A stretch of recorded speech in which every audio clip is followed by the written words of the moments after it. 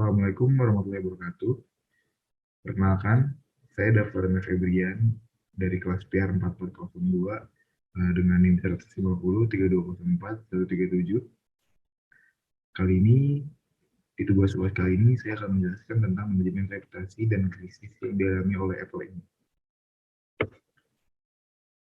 Di sini pengertian reputasi adalah suatu nilai yang diberikan kepada individu, institusi, atau negara. Reputasi tidak bisa diperoleh dalam waktu singkat karena harus dibangun bertahun-tahun untuk menghasilkan sesuatu yang bisa dinilai oleh publik. Reputasi sendiri pada dasarnya adalah nama baik yang dinilai dari pihak eksternal dan internal. Menurut Gauzy dan Wilson 2001, reputasi adalah evaluasi semua stakeholder terhadap organisasi sepanjang waktu yang didasarkan atas pengalaman stakeholder tersebut dengan organisasi. Kemudian, di sini ada pengertian krisis. Pengertian krisis ini adalah kejadian-kejadian yang luar biasa dan tidak terduga yang berpotensi menimbulkan dampak cenderung negatif. Krisis dapat dilihat sebagai suatu situasi atau kejadian yang lebih banyak mempunyai pandangan negatif pada perusahaan atau organisasi daripada sebaliknya. Krisis dapat menimpa siapa saja dan di mana saja. Krisis dapat dipandang sebagai salah satu faktor risiko yang harus diperhitungkan dan dipersiapkan dengan baik. Tanpa kesiapan yang baik, perusahaan akan gagap atau panik menghadapi kejadian yang tidak terduga, sehingga sering salah dalam mengambil tindakan. Menurut Lance Barton, sebuah krisis adalah peristiwa besar yang tak terduga secara potensial yang berdampak negatif terhadap perusahaan maupun publik. Di sini adalah latar belakang dan isu dari Apple ini. Dalam dunia bisnis, reputasi pada brand merupakan suatu hal yang krusial dan sangat penting. Sebuah vendor asal Amerika Serikat bernama Apple mengalami sebuah krisis reputasi yang diakibatkan oleh sebuah permasalahan pada produk lini mereka yang bernama iPhone 13. Selama ini, Apple mempunyai reputasi yang baik di kalangan ponsel pintar masa kini. Namun setelah terjadinya masalah ini, Apple cukup menerima kerugian yang besar. Kemudian isu adalah berbagai perkembangan, biasanya di dalam arena publik, jika berlanjut, dapat secara signifikan mempengaruhi operasional atau kepentingan jangka panjang dari organisasi. Itu menurut Harrison 2008. Isu muncul ketika ada ketidaksesuaian antara pengharapan publik dengan praktek organisasi yang jika diabaikan bisa berdampak merugikan bagi organisasi. Itu menurut Prayudi 2008. Next. Profil Apple Inc. sendiri, perusahaan ini awalnya berdiri pada bulan Januari 1977 dengan menggunakan nama Apple Computer. Namun pada bulan Januari 2007, Jobs mengubah nama perusahaan dari Apple Computer Inc. ke Apple Inc. sebagai cermin beralihnya fokus perusahaan dari pembuat komputer ke barang elektronik konsumen. Kemudian Apple telah memproduksi perangkat keras yang berhasil merevolusi sejumlah produk existing di pasar, bahkan mampu juga membuat kategori baru produk. Produk berkelasnya mulai dari telepon pintar atau smartphone, kemudian komputer, tablet, ada iPad, komputer pribadi atau Mac, komputer media portable atau iPod, jam pintar atau Apple Watch, kemudian pemutar media digital Apple TV, hingga pengeras suara pintar atau HomePod.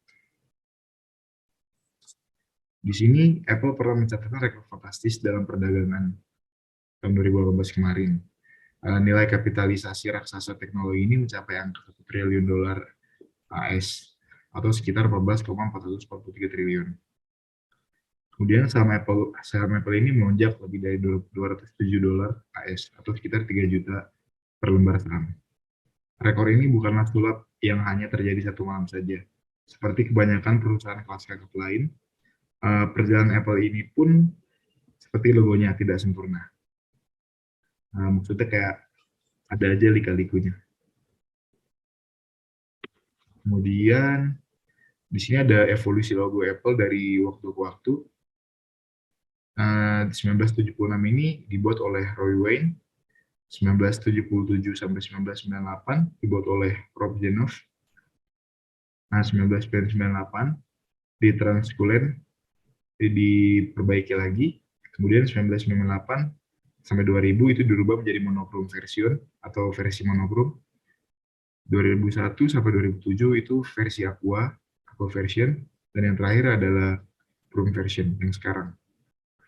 Saat nama Apple komputer lahir ini pada 1 April 1976, logo pertamanya bukan bergambar buah seperti yang di atas, melainkan ilustrasi hitam-hitam buatan Ronald Wayne yang menampilkan fisikawan Sir Isaac Newton sedang duduk di bawah pohon apel.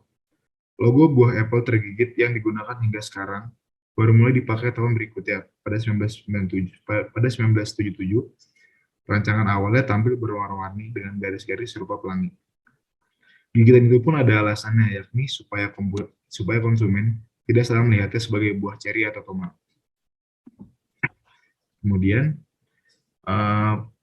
dahulu Apple Inc. pernah tersendat di awal. Subtit bisnis tersebut tersendat saat awal perusahaan dibentuk atau 4 tahun setelah perusahaan dibentuk.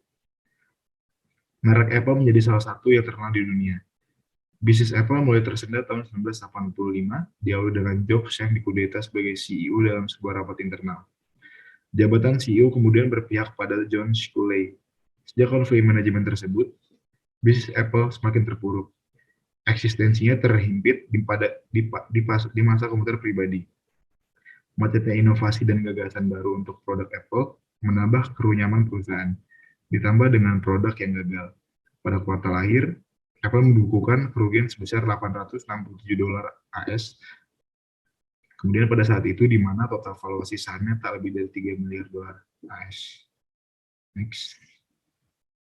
Nah, dari situ, Steve Jobs adalah sosok yang mampu mengembalikan keadaan. Kembali lagi di tahun 1997, saat approbosan terpenting yang dilakukan ketika itu adalah mengurangi produk Apple hingga menjadi 4 buah saja. Strategi ini berdampak signifikan karena insinyur Apple bisa lebih fokus mengembangkan produk-produk Apple. Dan hasilnya pada kadasawarsa pertama abad ke-21, berbagai inovasi terbesar dalam dunia bisnis dilahirkan oleh Apple. Produk yang belum pernah ada sebelumnya seperti iPod, iTunes atau Apple Store, iPhone, dan iPad terjual hingga $100 miliar AS. Bahkan pada tahun 2016, Apple yang cuma menguasai 14% pasar smartphone bisa meraih 79% dari total keuntungan setelah perjuangan telepon pintar. Bandingkan dengan Samsung yang menguasai 20,8% pasar dunia, namun hanya memperoleh 14,6% saja dari keuntungan. Apple Inc. mengalami krisis chip. Apple dilaporkan telah memangkas produksinya dari seri iPhone 13 akibat krisis chip yang melanda dunia. Disebutkan bahwa ketersediaan rantai pasokan tidak mampu memenuhi target Apple untuk pengiriman iPhone 13 ini.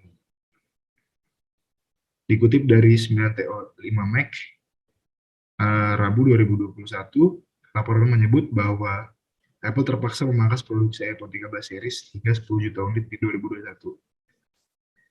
Dari perkiraan sebelumnya, laporan ini juga membuat saham Apple turun 1%.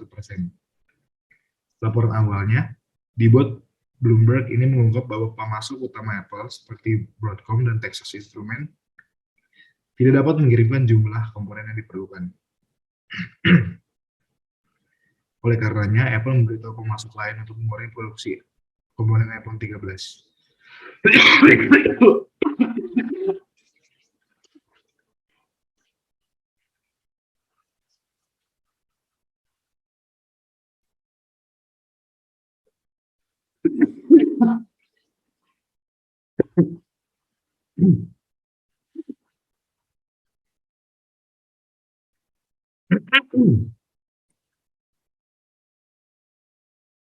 Kemudian pada 2021, Apple mengungkap bahwa krisis komponen juga berpengaruh pada produksi lini iPad dan MacBook. Krisis chip yang melanda dunia selama lebih dari setahun memang berefek pada hampir semua perusahaan. Dengan terjadinya kasus tersebut, tentu akan menimbulkan banyak krisis terhadap perusahaan Apple ini. Menurut G. Harrison dalam Kriyantono menjelaskan bahwa krisis merupakan suatu keadaan kritis yang berkaitan dengan berbagai kemungkinan yang berpengaruh negatif terhadap organisasi, sehingga diperlukan keputusan cepat dan tepat agar tidak mempengaruhi keseluruhan organisasi. Krisis yang akan sedang atau sudah terjadi tidak dapat diprediksi datangnya. Jalan terbaik yang harus dilakukan untuk menghadapi situasi krisis adalah menentukan perencanaan, dan memahami krisis berdasarkan penyebabnya. Di sini ada dampak krisis Apple Inc. Yang pertama itu ada intensitas permasalahan akan bertambah. Yang kedua, Apple pangkas jumlah produksi. Tiga, masalah akan mengganggu kelancaran bisnis sehari-hari. Keempat, masalah mengganggu nama baik perusahaan. Kelima, masalah dapat merusak sistem kerja dan menguntungkan perusahaan secara keseluruhan. Keenam, masalah yang dihadapi di samping membuat perusahaan menjadi panik. Yang terakhir itu ada Apple mengalami kerugian hampir 50 triliun. Next. Nah, di sini ada cara menangani krisis melalui teori 4R, manajemen krisis. Yang pertama itu ada readiness, bentuk tim khusus manajemen krisis yang terdiri dari penasihat krisis dan pakar media sosial. Kemudian itu ada radar, buat respons manajemen atau SOP, dan krisis melakukan monitoring dan evaluasi pesan untuk menentukan skala prioritas. Kemudian ada respons, yaitu membuat skenario respons untuk masing-masing tingkat urgensi pesan. Bagi menjadi 3, kode hijau, kuning, dan merah. Kemudian ada recovery, buat analisa pembangunan reputasi, lakukan audit strategi dan taktik media sosial. Dalam era persaingan usaha yang semakin kompetitif sekarang ini, setiap pelaku bisnis yang ingin memenangkan kompetisi dalam persaingan pasar akan memberikan perhatian penuh pada strategi pemasaran dijalankan. Produk-produk yang dipasarkan dibuat melalui suatu proses yang berkualitas, kemudian memiliki sejumlah keistimewaan yang mampu meningkatkan kepuasan konsumen atas penggunaan produk tersebut. Terusnya dengan demikian pelanggan mau rela dan untuk kembali menikmati apa yang ditawarkan oleh perusahaan dan menjadi pelanggan yang setia bagi perusahaan. Sedangkan untuk dapat mendistribusikan kualitas bidang jasa merupakan hal yang tidak mudah. Oleh karena itu, dalam proses pendistribusian, barang kepada konsumen harus ada perhatian penuh dari manajemen pemasaran, paling atas hingga karyawan level bawah. Jadi salah satu masalah pokok yang menjadi kendala dalam pemasaran selain masalah internal dan juga banyaknya saingan di dalam pasar, dari produk sejenis maupun dari produk lain, hal tersebut merupakan tanggung jawab besar yang harus dimenangkan oleh suatu perusahaan jika ingin tetap eksis di dalam persaingan bisnis. Persaingan yang semakin tajam dan perubahan-perubahan yang terus terjadi harus dapat dijadikan pelajaran oleh manajemen pemasaran agar dapat secara proaktif mengantisipasi perubahan-perubahan yang terjadi baik itu untuk masa sekarang dan akan datang. Nah, pada kesempatan kali ini saya akan membahas tentang krisis dan solusi yang terjadi di perusahaan Apple ini. Next. Nah, ini upaya dalam mengurangi krisis. Yang pertama itu dari perusahaan ini. Perusahaan akan membuat inovasi-inovasi baru. Walaupun rancangan dasarnya sama, tetapi tidak dengan portofolionya. Apple selalu menghadirkan inovasi baru bagi para konsumennya untuk menunjang kepuasan konsumen dengan selalu membuat inovasi bagi setiap produk yang dikeluarkannya, dengan berinovasi di hardware maupun software. Kemudian di daya tarik. Di daya tarik ini dari segi kemasan sampai kepada fitur produk, semuanya menimbulkan rasa kagum harus memiliki rasa kagum bagi para pemakainya. Karena Apple selalu membuat desain produknya menarik bagi para konsumennya atau dengan ciri khas dari Apple itu sendiri. Kemudian dari public relation ini, dari PR-nya, dari sektor public relation sendiri, seorang PR harus menjadi bagian dari terdepan dari sebuah perusahaan yang dijalaninya. Seorang PR harus bisa merencanakan dengan matang apa saja goals yang akan dicapai dan apa saja krisis yang mesti siap dihadapi yang akan datang. Next. Dan salah satu krisisnya itu ada Apple berusaha, salah satu solusi mengatasi krisisnya yaitu Apple berusaha membuat chip sendiri untuk menghindari krisis. Apple dikabarkan akan membangun kantor baru yang akan berfokus pada pengembangan chip internal untuk menggantikan chip yang saat ini disediakan oleh Broadcom dan Skyworks. Perusahaan bertujuan untuk lebih meningkatkan produksi dan penggunaan stok cadangan iPhone milik mereka sendiri. Bersama dengan itu, Apple juga sedang mencari karyawan untuk mengembangkan chip di Irvine, California. Perusahaan mencari karyawan yang memiliki pengalaman dengan chip modem dan semikonduktor nirkabel. Next. Nah, di sini ada studi kasus yang dibuat oleh Cameron Craig, What I Learned from 10 Years of Doing PR for Apple. 5 pelajaran public relation terpenting dari Apple menurut Cameron Craig. Yang pertama itu ada tetap sederhana.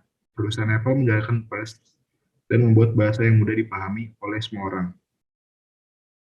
Kemudian mereka menjalin komunikasi melalui sebuah tes keterbacaan untuk menilai seberapa sulitnya bahasa tersebut dipahami. Selanjutnya ada hargai waktu wartawan. Perusahaan Apple hanya menggunakan siaran pers dan acara hanya untuk produk terpenting atau pencapaian besar perusahaan. Sehingga dalam pendekatan ini, wartawan lebih tahu bahwa ketika Apple menghubungi mereka, maka itu tandanya ada sesuatu yang penting untuk dikatakan. Kemudian yang ketiga ada menjadi hands-on. Hands-on di sini maksudnya adalah menangani dengan baik sebelum memberikan wawancara atau mengirim produk untuk ditinjau. Biar Apple memastikan setiap reporter, influencer, atau analisis mendapatkan pengarahan produk, sehingga mereka memahami dan menguasai setiap fitur dan alasan kenapa fitur dan atau desain tersebut diciptakan. Keempat, tetap fokus. Misi Apple adalah menceritakan kisah tentang bagaimana produk inovatif Apple mampu untuk mengeluarkan kreativitas mereka. Nah, yang terakhir, ada memprioritaskan influencer media. Misal Apple yang menawarkan hal seperti wawancara eksklusif pada reporter atau influencer setelah peluncuran produk baru. Dengan begitu, pendekatan lebih mudah dikelola dengan media. Next.